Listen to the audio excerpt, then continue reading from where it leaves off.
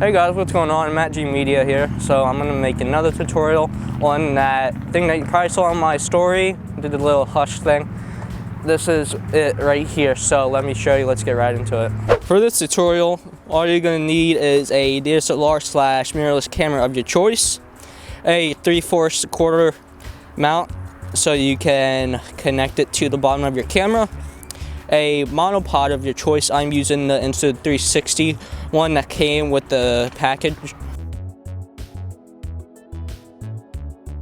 and then a 360 camera of your choice. I am personally using the Insta360 1X, but you can use any type of camera that you would like.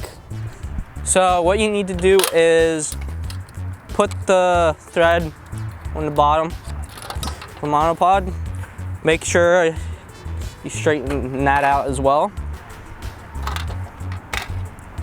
Take your camera on the bottom thread. You just want to screw that part in right there. So that's what's going to look like so far. You got like a beading stick at the bottom of this.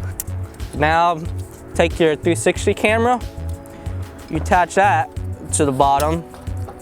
Make sure it's on there tight. And now you just loosen this up. You push it forward. Tighten it up.